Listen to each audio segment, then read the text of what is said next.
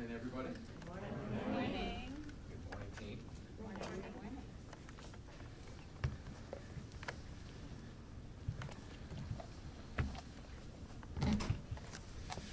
Good morning, everybody. Thank you for being here this morning. I'm D.C. Attorney General Brian Schwalb. The District of Columbia is suffering from a severe shortage of affordable housing. This crisis impacts all D.C. residents. And while too many D.C. residents are overburdened by their housing and rental costs, the affordable housing crisis in our city falls most acutely on low-income residents. According to the National Low-Income Housing Coalition, for every 100 extremely low-income renters in the District of Columbia, there are only 32 affordable and available homes. Despite being one of the wealthiest cities in our country, our abundant resources are not shared by everyone who lives here. I hear from families every day who tell me they are struggling to make ends meet, especially when it comes to affording a safe place to live. Unfortunately, the district is home to some bad actors, slumlords who seek to profit off the city's housing crisis. Bad actors who want to take advantage of vulnerable D.C. residents, forcing them to live in horrible conditions while lining their own pockets. These slumlords not only violate the law by refusing to provide safe, healthy housing for their tenants to live in, but by allowing their properties to fall into disrepair, they also decrease the district's housing supply, reducing the already too limited supply of available units. Since taking office, I have been committed to using every resource available to the Office of Attorney General to hold these slumlords accountable, and more broadly, to use the law to combat the housing affordability crisis our district is wrestling with. And I am proud of what we've been able to accomplish. The tens of millions of dollars that we've secured for D.C. tenants in rent refunds and penalties against slumlords, and the hard work we've done to ensure that properties are rehabilitated and that dangerous conditions are addressed. But there's much more work we need to do. One of the worst repeat offenders is likely known to all of you. His name is Sam Resian. In 2024, my office sued Sam Resian and his associates for egregious housing code violations at 2 Ward 7 properties, as well as for defrauding the district's rapid rehousing program. And since then, we have been involved in dozens of other actions against him and his associates regarding illegal conduct, including more than 20 bankruptcy cases involving his many different properties. Over the course of these investigations and matters, we have uncovered evidence of a sprawling illegal enterprise, a complex web of shell LLCs, unlicensed property management and construction companies, illegal unpermitted construction work, and straw purchasers, all designed to allow the Razjooyans to conceal the true ownership and condition of the properties, to defraud lenders, and to take advantage of the district's affordable housing subsidy programs. So today, we have filed a lawsuit to shut down the Razjooyan slumlord empire. The suit we filed this morning is a first-of-its-kind civil lawsuit under the Racketeer, Influenced, and Corrupt Organization Act, known as the RICO Act, as well as 2 other D.C. statutes, the False Claims Act and the Consumer Protection Procedures Act. To date, much of our housing enforcement work has involved going after bad actors on a property-by-property basis. This case is different. Instead of going after each of the Razjooyan properties one at a time, we're targeting the very foundation of the Razjooyans' vast operation, the web of fraud and deception that is core to their business model, and that has allowed them to wreak havoc, widespread damage to district housing stock and to hundreds of district tenants. Over the past decade, the Razjooyans have acquired over 70 apartment buildings, 90% of them in Wards 7 and 8. In a Ponzi-like scheme where they use falsified financial documents to trick lenders into giving them large loans to purchase primarily rent-controlled properties under the guise of profitable redevelopment. They then rent these units to tenants who receive housing subsidies while allowing the properties to fall into disrepair. The Razjooyans have racked up an astounding 4,000 housing code violations across their properties. As a result, hundreds of the district's most vulnerable residents, the vast majority of whom live east of the river, are forced to endure horrific living conditions, including rodent and insect infestation, gas leaks, dangerous electrical hazards, mountains of trash, mold, and flooding. Families have been displaced, forced to move out of condemned buildings that, as a result of the Razjooyan slumlord empire, were too dangerous to live in. Investigators in my office report that the conditions at these properties are amongst the worst they have ever seen in the District of Columbia. A fire, likely caused by faulty wiring from illegal construction, tore through a Razjooyan apartment building in Ward 5, while other tenants across D.C. have lived without heat for an entire winter, endured noxious smells from days-old standing water, and were forced to undergo emergency evacuations to avoid a potential deadly gas explosion, and because their building was deemed at risk of a total collapse. We have some pictures of some of the conditions that you can see here. The conditions are heartbreaking and candidly infuriating. In addition to neglecting the basic needs of their tenants, the Razjooyans have defrauded the district's housing subsidy programs by more than $16 million. And by allowing so many apartments to become uninhabitable, they have decreased the overall housing supply, thereby worsening the affordable housing crisis in the district. The Razjooyans' illegal enterprise is fueled by a pattern of cheating everyone they deal with: banks, private investors, and the D.C. government, all while treating their tenants as collateral damage. As a result, the district has had to spend hundreds of thousands of dollars to investigate and remediate dangerous conditions, and to relocate tenants from the most severely neglected and dangerous properties. There's another aspect of the pervasive harm created by the Razjooyan slumlord scheme. It wreaks havoc across every neighborhood that it's operating in, as their rundown and frequently abandoned buildings become magnets for crime and dysfunction that spreads well beyond the individual properties.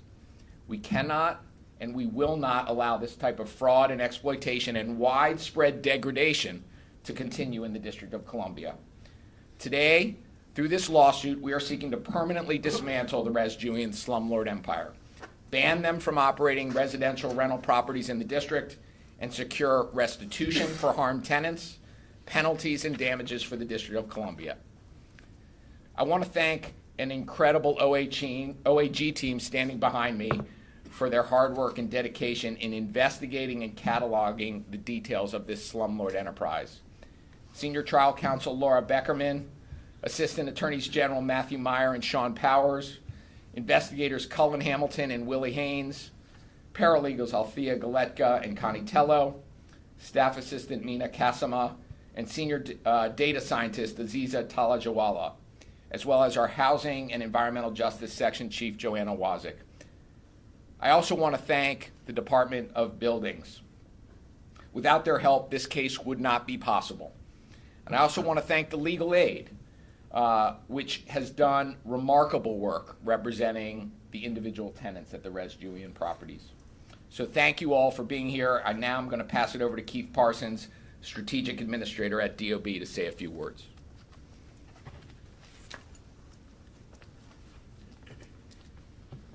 Thank you, Attorney General Schwalb. Good morning. I'm Keith Parsons, the Strategic Enforcement Administrator at the District of Columbia Department of Buildings.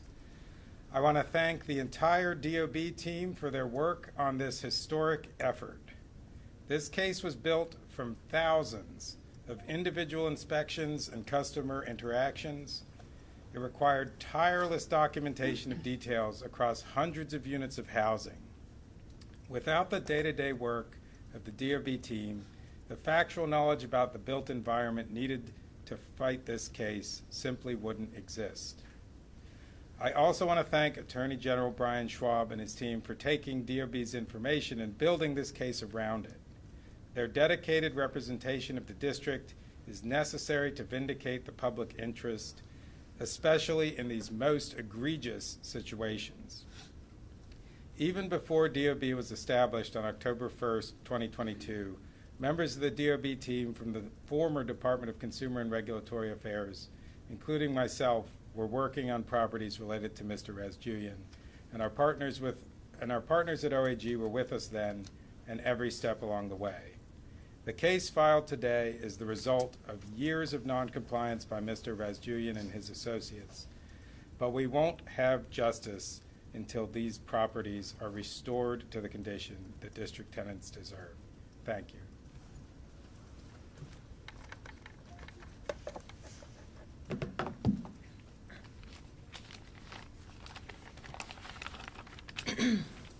Good morning. My name is Megan Browder. I'm the Legal Director for Systemic Advocacy and Law Reform at Legal Aid DC. I first want to thank Attorney General Schwalb and his whole team for bringing this unprecedented but necessary case. At Legal Aid DC, we see firsthand how the actions of Sam Resian and his affiliates have negatively impacted DC's most vulnerable residents. To the Razjooyans, these buildings are a way to scam tenants, the district, and lenders out of money. To our clients, many of whom are Black, low income, and in Ward 7 and 8, this is their home. They've had to fight, often for years, to have what we're all entitled to, a clean place to live that's up to the housing code. Legal Aid represents several clients who have been forced to choose between homelessness and living in squalor. Since 2024, we've represented the Tenants Association at Minnesota Commons. We filed a lawsuit alleging that a Razjooyan-affiliated LLC illegally bought the building and then subjected the tenants to horrific living conditions. To this day, the apartments suffer from mold, mice, rats, broken windows and doors and locks, and other deplorable conditions. We also have clients at 700 and 704 51st Street Northeast, two buildings that the Razjooyans bought and then failed to maintain and illegally added 2 additional floors. Recently, DOB had to condemn the building, forcing the tenants to leave their home in the middle of winter with only a few days' notice. One of the tenants is a 67-year-old woman on a fixed income who's lived in those buildings since she was 5 years old. She now has to find a place to live for herself, her daughter, and her grandkids. Other tenants are disabled or veterans, all now homeless because of the Razjooyan enterprise. The Razjooyans and slumlords like them play a shell game with people's homes using LLCs. Hiding behind corporate entities allows them to extract all the value from these properties, leaving district residents holding the bag.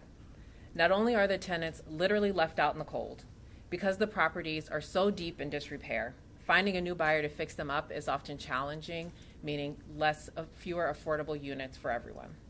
We applaud OAG and Attorney General Schwalb for standing up for the city's most vulnerable residents and holding bad landlords accountable. Thank you. All right, now we'll take a few questions. If you just raise your hands and when called on, say your name, outlet, and direct the question to a specific speaker. Gary, let's start with you. Yeah, I am Gary Force from A&P. This is for the Attorney General. What does this lawsuit allow you to do that the other lawsuits haven't done? And why is this family still able to operate DC? Yeah, this is a lawsuit that's designed to address the enterprise as a whole. The Razjooyans, through a variety of straw purchasers, related entities, LLCs, are operating an enterprise across the district. And as I mentioned, we have previously been addressing the damage caused by them on a property-by-property basis. This lawsuit attempts to eliminate their entire ability to operate in the district, regardless of which LLC or entity they choose to operate under, and to prevent them from ever coming back and operating residential properties in the district again. One quick one and then one longer one. You mentioned this is the first civil RICO case. Is that in DC history, or you said it was unprecedented? I just want to get the scope of it. This is the first time the civil RICO lawsuit has been used to take on a slumlord enterprise in the District of Columbia. Okay, got it. And obviously this situation with the Razjooyans, but also other lawsuits that you filed. I'm thinking of one with Petra. They both touch on this sort of issue of business opportunity in the affordable housing market, where landlords sort of seek to rent to voucher holders to take advantage of high reimbursement rates. And they purchase rent-controlled buildings, but then they don't rent them at the rent-controlled rate. They rent them to voucher holders so they can make more money. And I'm wondering if you think something more needs to be done from a policy perspective to address that sort of more systemically here. Look, we have seen this phenomena where bad actors are taking advantage of the well-intended subsidy programs that are in place to help people afford their homes.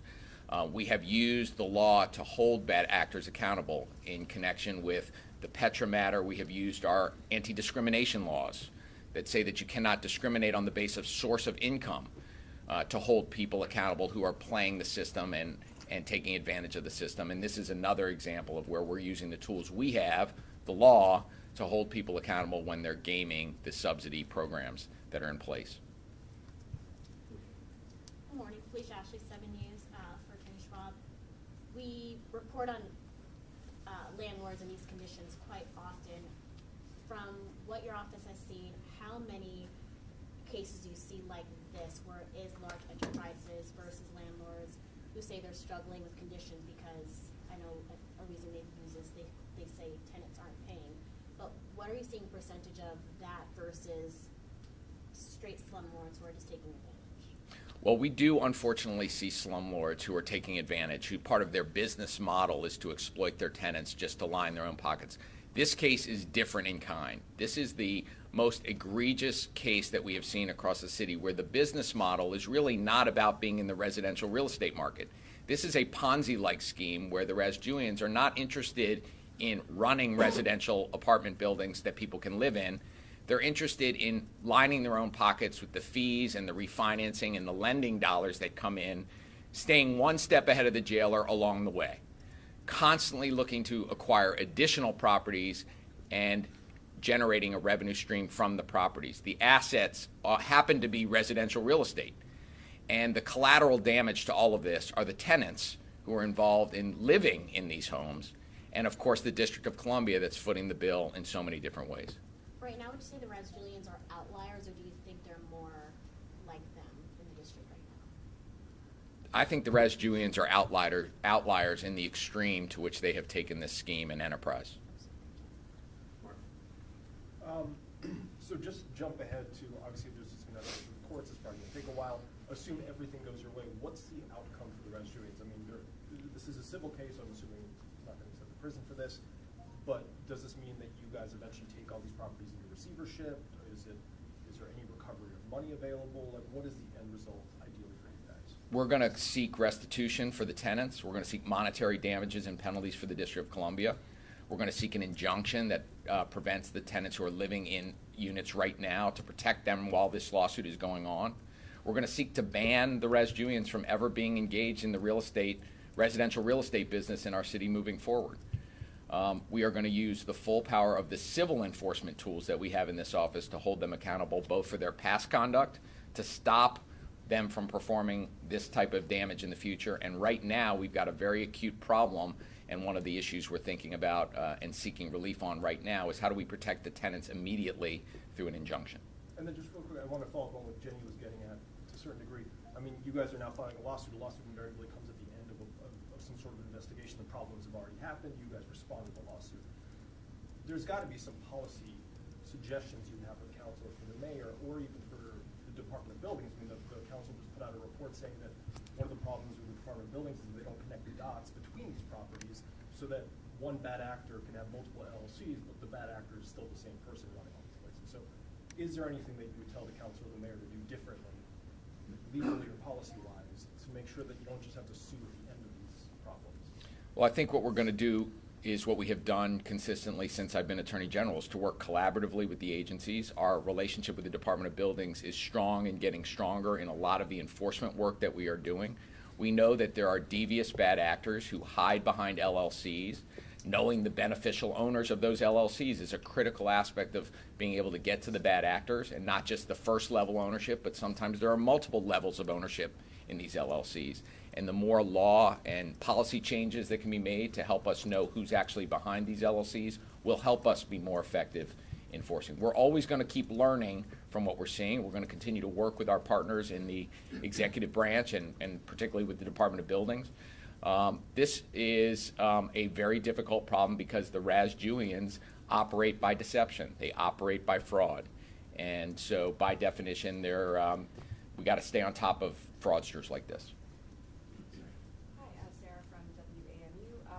I'm just wondering if you could elaborate a little bit more about what the living situation is going to be for the tenants going forward. You did mention some of them are homeless. I do know that some of them still seem to be living in the properties that were acquired Do you have any more information about what kind of support might be available for them in terms of what their actual living space? So I'm going to turn over the specific question of that maybe to Megan Browder from Legal Aid, who may have some more insight, as well as Laura Beckerman, who's part of our trial team. But I will say this. Many of the tenants who've lived in Razjooyan properties that have become uninhabitable are no longer in those units. Many are abandoned, and that's what's such a significant challenge to the housing stock. Remember, Razjooyan comes in and acquires properties that are habitable.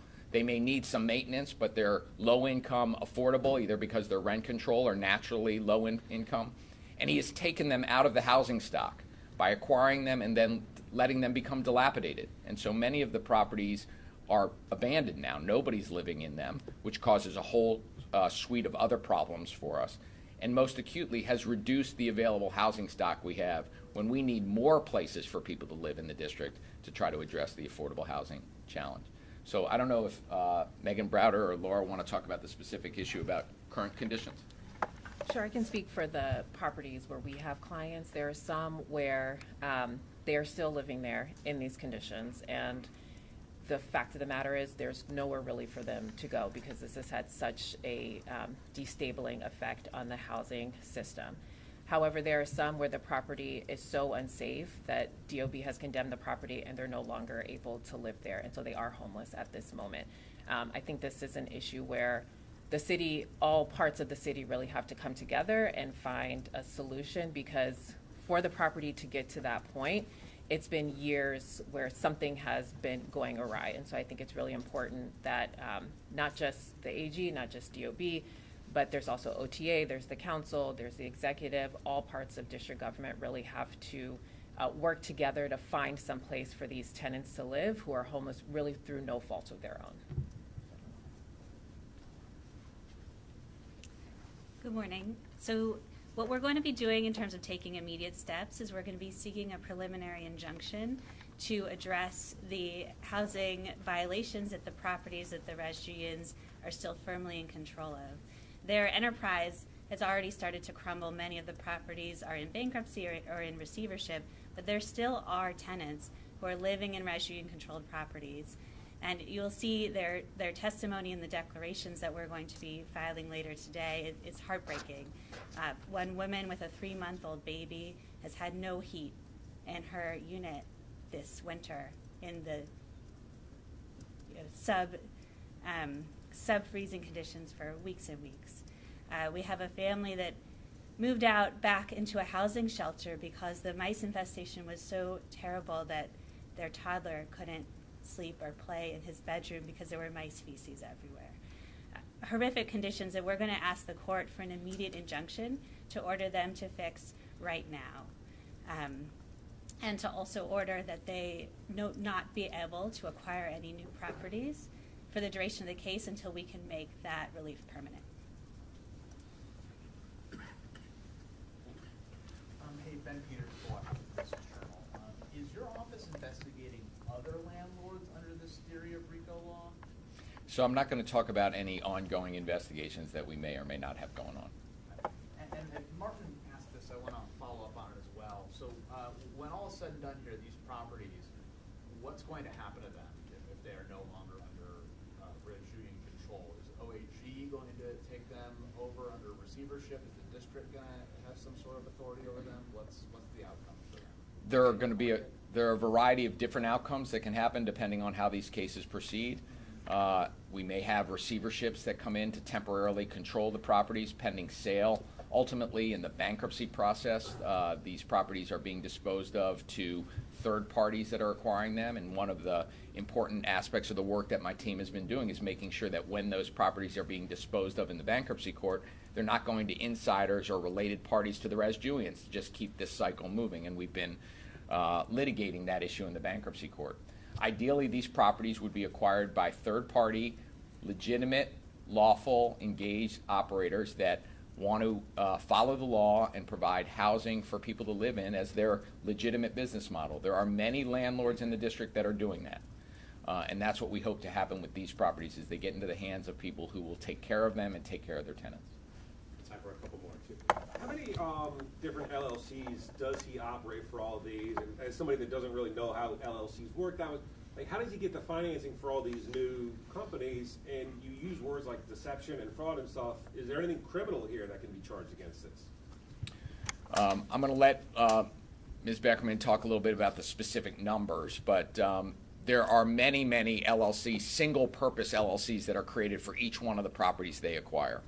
And in connection with the ownership of those LLCs, the members of those LLCs are not always clearly disclosed in the record. So if you went to look at ABC LLC, you wouldn't necessarily see who were the beneficial owners of that upon first glance. It takes a lot of investigation to peel back the onion to figure out who the beneficial owners of these entities are. That's been one of the challenges to mapping out this vast scheme.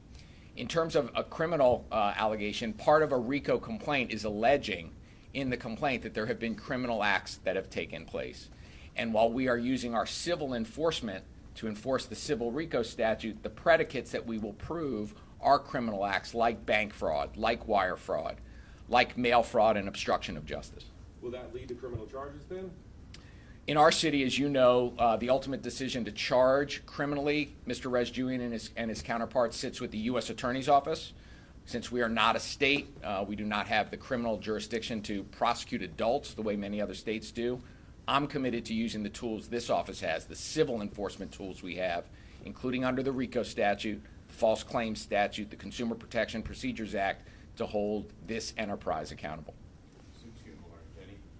Just really quickly, how many properties are the Razjooyans still firmly in control of at this point?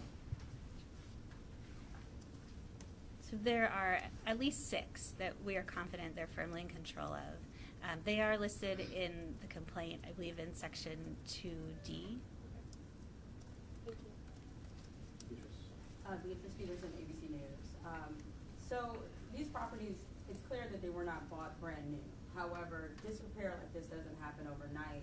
I'm wondering how long was the Razjooyans operating in DC? Because they had so many different LLCs. You know, how long was it? Decades? Was it a number of years? At least 10 years. I believe they first started acquiring properties in the 2016-2017 time period in the District of Columbia. And with Felicia.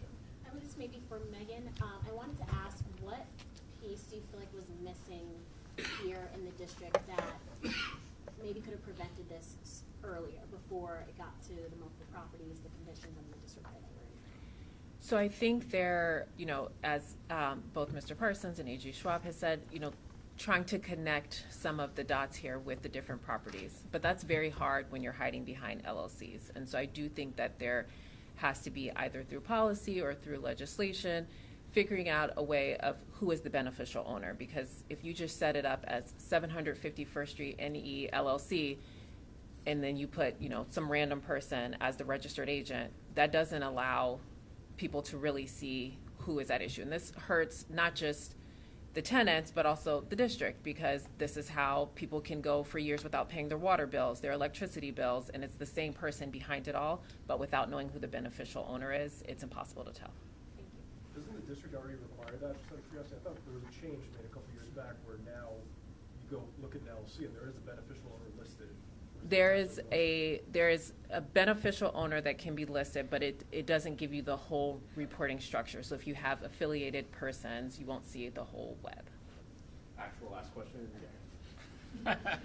The last question. Yeah, That wasn't a shot at you. This would be easy enough, considering that you don't control criminal charges against adults, has this office had discussions with the U.S. Attorney's offices over, because we're talking about 3 different presidential administrations, if I go back to 2016, for these things that seem kind of horrific. Have we ever had any discussions over, are you guys going to get into this? So I'm not going to talk about the specific communications my office has or has not had with the U.S. Attorney's Office on this case. I will say generally we are in regular communication with our partners in the U.S. Attorney's Office about matters in which our jurisdictions overlap, and that has been the case regardless of who is in the White House over multiple administrations. Thank you all. Thank you.